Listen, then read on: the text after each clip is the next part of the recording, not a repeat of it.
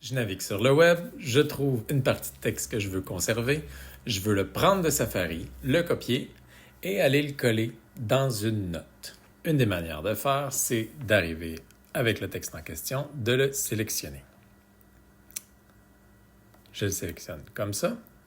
Je peux ensuite laisser mon doigt enfoncer sur la sélection. Ça va la faire décoller comme ça. Alors là, maintenant, je peux me promener avec elle. Je peux sortir en cliquant sur le bouton. Ensuite, je n'ai pas décollé mon doigt de l'écran, je la garde enfoncée comme ça. Je peux me promener avec elle et décider où est-ce que je vais l'amener. Donc, pas de stress, on n'est pas pressé, l'iPad est capable d'attendre. Alors là, je veux l'envoyer dans une note. Alors, je clique sur Note, je m'en viens créer une nouvelle note. Je n'ai toujours pas décollé mon doigt. Et ensuite, on a vu que maintenant, une fois que la nouvelle note est ouverte, il y a un petit plus qui est apparu. Alors là, si je relâche mon doigt, ça veut dire que ce que j'ai sélectionné, ça va apparaître à l'endroit où le curseur est en train de clignoter. Alors, je lâche tout et on voit que mon texte, c'est copier-coller. C'est comme si je l'avais pris de Safari et que j'avais pris mon temps pour ouvrir ce que je voulais ouvrir, créer une nouvelle note et ensuite je l'ai relâchée. C'est un peu comme si je la gardais dans mes mains, ma sélection, pour la relâcher au moment où ça fait mon affaire. Ce petit truc-là fonctionne pour les sélections de texte, mais ça fonctionne aussi pour autre chose, comme des images, par exemple. On va aller chercher une image.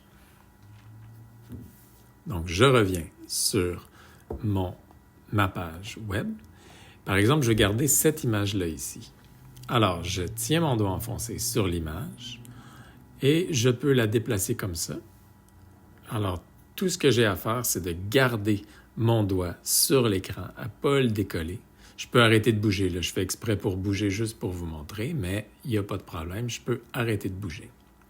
Alors, je peux sortir en cliquant, comme tout à l'heure, sur le bouton, mais je peux aussi, puisque Note n'est pas loin, je peux aussi le faire apparaître en faisant glisser mon doigt du bas vers le haut. On voit que je viens d'utiliser Note, donc il est ici à droite de la barre de séparation ici. Je viens d'utiliser Note, donc je l'ai ici dans mes applications récemment utilisées. Alors, même s'il n'était pas là, je pourrais venir le chercher dans la bibliothèque d'appli, comme ça, et je trouve Note comme ça. Alors, je m'en viens ici, je peux créer une nouvelle note ou l'ajouter à mon ancienne note. Comme vous voyez, je prends mon temps, je ne suis pas pressé, je décide d'où je vais l'envoyer. Tout ce que j'ai à faire, c'est de garder mon doigt enfoncé sur l'écran avec ma sélection. On voit que maintenant que je suis rendu, le petit plus est apparu. Le petit plus ne sera pas ici quand je suis sur l'écran d'accueil, par exemple. Mais dès que je suis dans Note et que je peux l'ajouter, eh bien, le petit plus apparaît. Ça veut dire que je vais pouvoir l'ajouter quelque part. Donc, je peux venir ici, ajouter mon image à ma note. Je lâche tout et on voit que mon image s'est mise à la suite du texte qui était déjà là.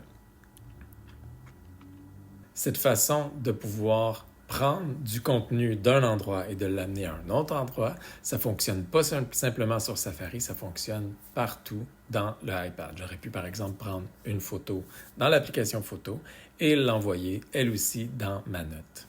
C'est plus facile qu'il n'y paraît. Il faut apprendre ce petit geste-là, ça vaut vraiment la peine parce que ça vient nous libérer. Ça évite d'aller fouiller dans des menus, des sélections, des petites flèches, tout ça. C'est tout simplement, au fond, c'est instinctif. On prend quelque chose et on le met ailleurs. Ça nous rapproche d'un peu de ce qu'on ferait avec du papier, dans un cahier, par exemple. Alors, c'est un petit truc qui en vaut la peine.